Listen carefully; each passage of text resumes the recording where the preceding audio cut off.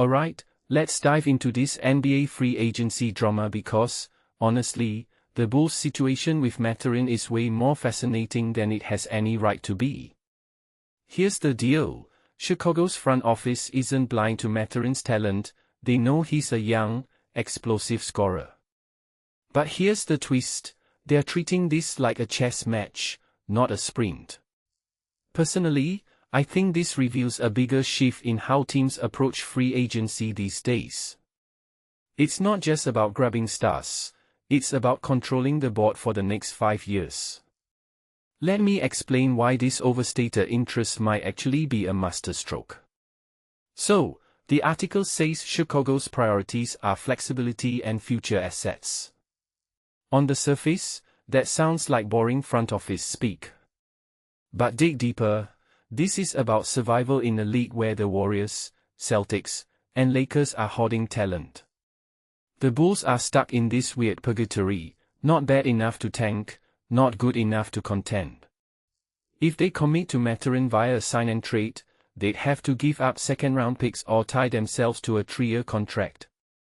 From my perspective, this isn't just about Mathurin, it's about avoiding the same fate as teams like the Hawks, who mortgaged their future for short-term wins and now can't escape mediocrity. Now, here's what many people miss. The Bulls' need for floor spacing and defense isn't just a roster gap, it's a philosophical statement. They're saying, we don't want another volume scorer who clogs the paint. Mathurin's a hell of a player, but his game is still evolving. If you take a step back and think about it, Chicago's hesitation makes sense. They're betting on development over splashy additions. It's risky, but it's also smart if you're a mid-tier team trying to carve an identity.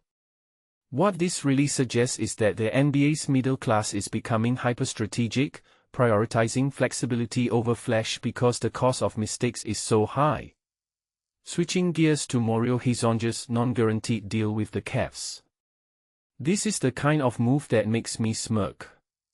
The guy's salary becomes guaranteed only if he sticks past November 15th. Real Madrid was worried he'd bail to join a EuroLeague rival. That's hilarious. But here's the deeper layer. The Cavs are gambling that Hezonja's pride will keep him fighting for a roster spot. And honestly, this reflects a trend where teams use minimum deals as tryouts, not just signings. The league's getting smarter about leveraging player motivation. It's not just about money anymore, it's about ego, legacy, and proving you belong. Now, the Pacers' little moves section. That's where this all ties together. Tony East's piece points out how Indiana's depth building, no big splashes, just smart adds. What many overlook is that this strategy is the new normal for teams without cap space. The Pacers aren't trying to win tomorrow, they're building a culture. And here's the kicker, this mirrors how the Heat, Bucks, and Nuggets constructed their contenders. Small moves compound over time. A detail I find fascinating is how these minor signings often create the glue guys who define championship runs. Chris Middleton wasn't a star when Milwaukee grabbed him, look at him now. So, stepping back, what's the bigger picture here? The NBA's middle class is redefining what success looks like. The Bulls, Pacers, and Cavs aren't chasing headlines, they're playing 4D chess with assets, contracts, and psychology. This raises a deeper question, are we seeing the death of the blockbuster free agency splash? Or is this just a phase where teams are wiser after seeing the Warriors dynasty and Lakers supergroup disasters? Personally, I think it's the latter.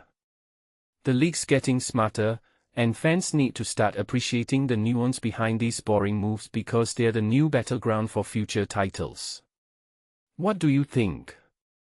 Drop your takes below, let's argue about it.